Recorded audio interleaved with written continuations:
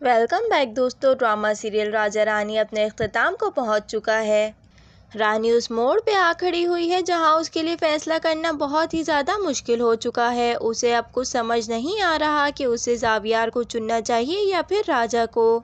रानी को खुद ये बात समझ नहीं आ रही कि आखिर वो मोहब्बत करती है तो किससे करती है। वो राजा के साथ ज़िंदगी तो गुजारना चाहती है, लेकिन वो ज़ावियार को भी नहीं छोड़ पा रही। ज़ावियार उससे कहता है कि राजा तुम्हारे काबिल नहीं है, और ये बात जल्द ही ज़ावियार रानी के सामने साबित कर देगा, क्योंकि ज़ावियार राजा को बुलाकर उसे बहुत सारे पैसों की ऑफ़र करता है और ये कहता है कि तुम रानी का पीछा छोड़ दो।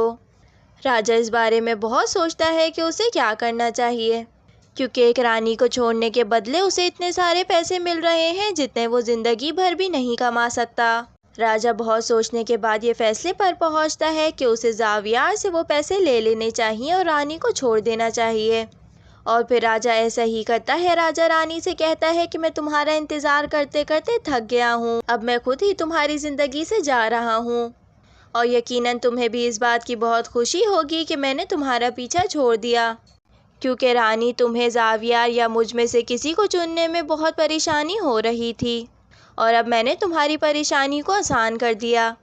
रानी राजा की ये बात सुनकर बहुत ज़्यादा उदास हो जाती है, लेकिन फिर भी वो राजा को नहीं रोकती, क्योंकि राजा के पीछे हटने से ही सही रानी किसी एक नतीजे पर तो पहुंची है। दूसरी जानिब जब ज़ावियार रानी को इस तरह उदास देखता है तो उससे इस उदासी की वजह पूछता है, जिसके बाद रानी उसे सारी बात बता देती है कि राजा ने उसे छोड़ दिया और अब वो एक तरफ हो चुकी है और अब वो ज़ावियार के साथ ही ज़िंदगी गुजारना चाहती है। लेकिन रानी साथ में ये भी कहती है कि मेरे दिल पर बहुत ज़्यादा बोझ है कि कहीं मैंने राजा के साथ कोई नाइंसाफ़ी तो नहीं कर दी। लेकिन फिर तभी ज़ावियार रानी की ये उलझन को दूर कर देता है और वो रानी को बताता है कि राजा ने तुम्हें ऐसे ही नहीं छोड़ा, बल्कि मैंने उसे बहुत भारी रकम की ऑफ़र की और उस रकम की लालच में आकर राजा ने तुम्हें छोड़ दिया है। रानी को ज़ावियार की इस बात पर यकीन नहीं आता, लेकिन ज़ावियार उसे सबूत दिखाता है, जिसके बाद रानी को ज़ावियार पर यकीन करना ही पड़ता है। तो दोस्तों, राजा के इस धोखे के बाद रानी और ज़ावियार एक हो जाते हैं। रानी को राजा के खो देने का भी कोई मलाल नहीं होता और वो दोनों खुशी खुशी ज़िंदगी गुजारते हैं। तो दोस्तों, कैसी लगी मेरी वीडियो पसंद आई है तो लाइक करिए, शेयर करिए और सब्सक्राइब करिए।